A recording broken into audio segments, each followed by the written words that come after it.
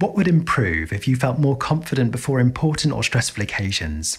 Here's a quick assessment to help you consider where things are right now. Okay, imagine the following situations and focus on your immediate gut reaction, the sensations that arise. Ready? You have an interview tomorrow morning for a job you've set your heart on. You need to give a talk next week to a room full of people.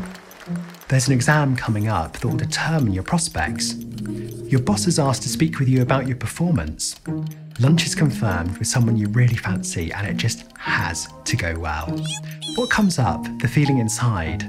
For some, such occasions represent an endless circus to showcase their tricks. But for many, it's different. Suppose you're a bit of a stress head. In that case, the prospect of preparing for important events entails messy, sweaty, stressed out jazz hands flailing helplessly towards a meat grinder. But need this be? Or what if I said it doesn't? Or at least that with some modest adjustments, you could significantly and positively impact how you approach such stressful events. Hi, I'm Dominic Decker, a registered therapist and your support for a calm and confident future. Today, some vital insights to help you prepare with confidence for stressful events. Now, it's no surprise that you can feel stressed on certain occasions. Sometimes you've had an unfortunate experience in a similar situation, so when an important event arises, you doubt your ability to perform. Well, naturally, you worry that something will go wrong again, and the concern about what might happen harms life right now. It's a double punishment. While future concerns rule the airwaves, you contend with the distraction in the here and now. It usually goes like this. A situation, one that raises reservations, comes into view. So you begin to worry and feel distracted. Next, imagining what it will be like, you start to forecast things going wrong. Ultimately, you fear the situation will result in shame or disappointment, and so you fret about how you'll manage the pending emotional fallout on top of the rest. Feeling increasingly nervous, you attempt to forget about it, postpone your worry and think about something else. But it's whack-a-mole time. The anxious thoughts keep popping up and you imagine more things going wrong. And with risks on your radar, nervousness escalates. I'm right, aren't I? Oh, what a nightmare. I don't blame you if you ever feel resentful about it. Maybe you get irritated at the burden of stress or disappointed with yourself for not coping better, or just annoyed at life for picking on your shortcomings. So you might reach for a drink or some other slice of distraction to iron out your discomfort. But it's not what you want or need, and you know it, because all you want is to know that everything will be okay and that you can pull through. So let's uncover and remedy 3 critical mistakes that affect your well-being before stressful events. Mistakes first. Mistake 1 is thinking in sweeping and generalizing terms about your abilities. So in other words, forgetting that confidence is situational. Now, you'll have situations in life in which you were and are successful. When you give yourself time to prepare and as a result receive positive outcomes, perhaps even better than expected. But when this happens, you have a subtle sense of pride because you prove capable of assuring results. The successes you downplay or take for granted, like attending a job interview or making a tricky phone call, say a lot about who you are and what you can do. But when anxious, you forget or tend to minimize your previous successes. Instead, you likely think things like, I'm just not a capable person, or I'll never be able to deal with this situation.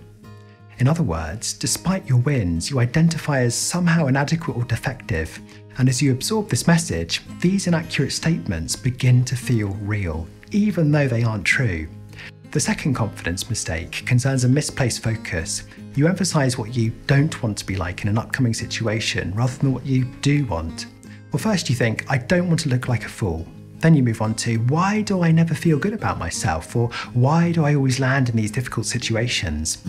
Yet focusing on what you don't want or are afraid of will lead you on a hunt for why.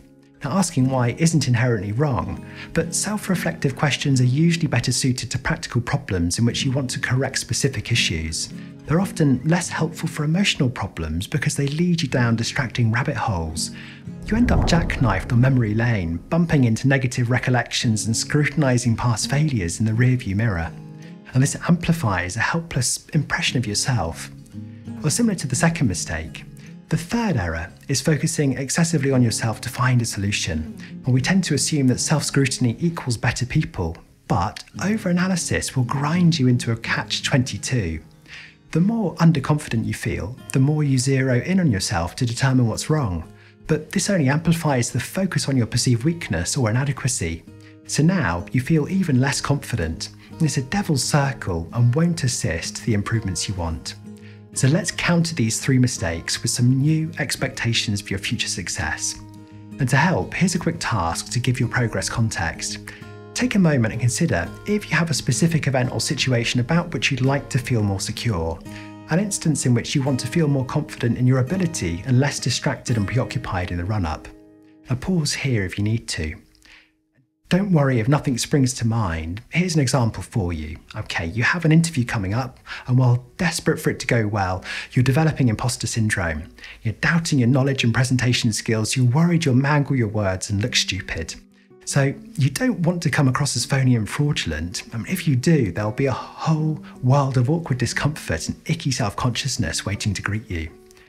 Suppose you get to the core of the fear. Really, you're worried about humiliating yourself by clamming up or panicking, and then you'll never be able to show your face again. Does that sound suitably awful? Perfect. So let's correct error 1, forgetting that self-confidence is attached to specific situations.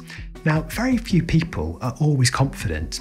Equally, very few people, including you, are always nervous.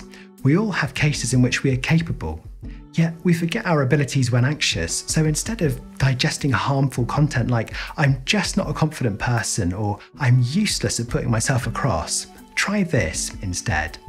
Be specific with something like, "It's true that in this situation I feel less confident than I would like to, yet there are other situations in which I am confident."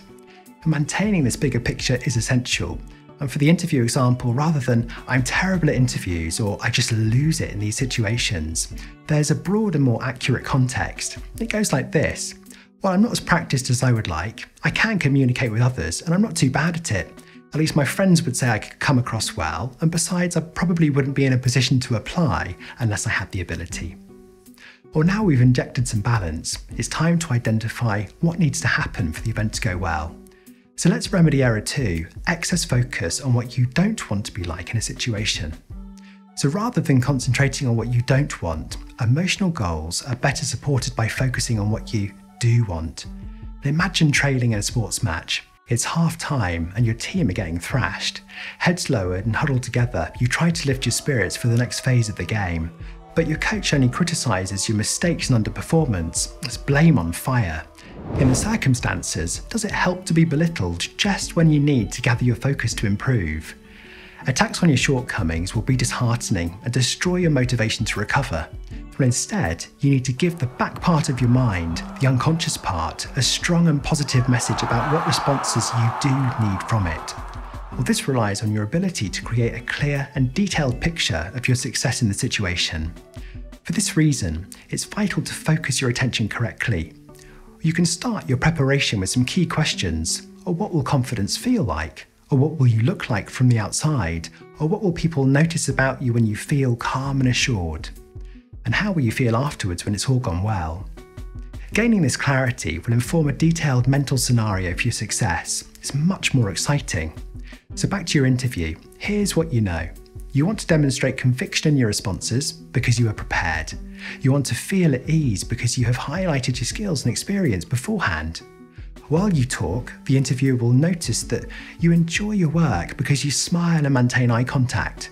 Your posture will feel loose and relaxed, and afterwards you have a well-deserved sense of accomplishment because you put yourself out there.